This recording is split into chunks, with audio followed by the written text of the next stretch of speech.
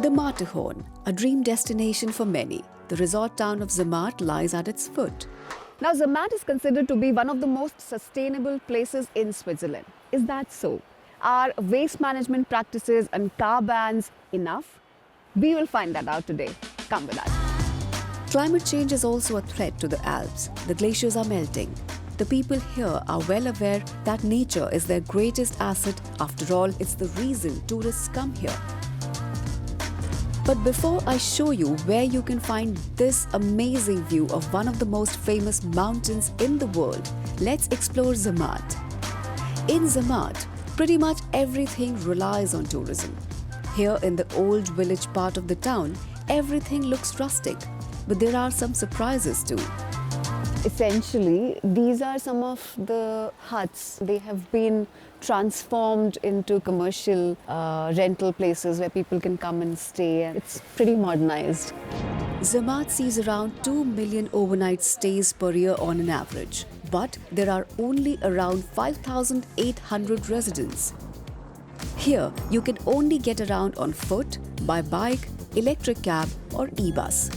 Private vehicles with internal combustion engines are prohibited in Zermatt. Zermatt has been car-free since 1931. This place is completely closed to cars and has been able to ban it for so many years. Many of Zermatt's electric vehicles have been designed and built right here in this municipality to fit the needs of the town and its residents. And since their speed only reaches 20 kilometers per hour, so they are quiet too. That's definitely a plus in terms of sustainability. Of course, a famous tourist destination such as Zermatt doesn't just thrive on sustainability. Zermatt needs tourists, and businesses here like to lure them with superlative claims. For example, a ski slope was to be built on a glacier near Zermatt for a World Cup. The use of heavy machinery on the glacier outraged climate activists and others. This damaged Zermatt's reputation as a sustainable tourism destination, says Zermatt's tourism director Daniel Lugan. There was controversy when excavation was happening on glaciers in the recent past. So was there any kind of impact? Of course there is impact. I mean, these pictures, even myself and a lot of people in Zermatt were hurt in the heart. So everything was focused and limited on this bad thing and not looking at the big picture, seeing that Zermatt is doing a lot of big and positive initiatives to fight climate change, to be a sustainable place, to have public transportation, to have waste management, to have all these energy initiatives. So this was hurting in our hearts. And I hope we can change that in the future, that we are not just limited on this excavation on the glacier, which again is necessary for our tourists, that they can ski up there. And we are not destroying a glacier, making it safe for the skiers, that they can stay there. Yeah. But when you think about sustainable tourism or sustainability in this place, where do you think the focus is here particularly? Which aspect is the most important aspect? I said nature is our capital. That's why the people are traveling to Zermatt. And that's why we have here a potential of a business. And the business, as you mentioned, is 100% tourism. In Zermatt, there is no industry. So this is very important that we have an intact nature. But we also have to think on the social point. And a lot of people here in Zermatt, or all of the people in Zermatt, they're living somehow from the tourism. And also what is important, that young people in Zermatt, they see a future in this tourism. So when you ask me this, which is the most important one, it's difficult to answer. But I would say at the beginning is the nature, and that's the reason why we're here. When it comes to sustainability, waste management comes into question. It's an especially sensitive topic in the mountains. How does it work in Zermatt? Because the municipality of Zermatt was dissatisfied with how waste was being disposed of, they voted to do it themselves. Less transportation to the valley means less pollution for the climate. Why did the town had to start with its own independent sort of waste management? Wir möchten auch länger, dass wir eine Kreislaufwirtschaft machen. Es wird sehr viel Biomüll gesammelt in Zermatt, ca. 2000 Tonnen pro Jahr. Der wird in einer eigenen Biogasanlage verwertet. Mit dem wird Strom produziert und das Abprodukt, das es gibt, also den Humus, wie man sagt, der wird ins Tal gefahren und das nimmt uns ein Bauer ab Und mit diesem Material werden Apfelbäume gepflanzt.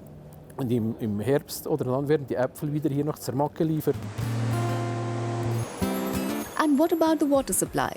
As you probably know, hotels use a lot of water. In many vacation destinations, water shortages from tourism are a major problem. There's enough water here in the mountains.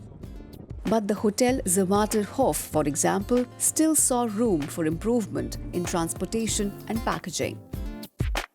So can you tell us a bit about how you used to manage water and what the change is now? We used to order our water from Wallis, from a company that is down the valley at about 1.5 hours from here. Okay.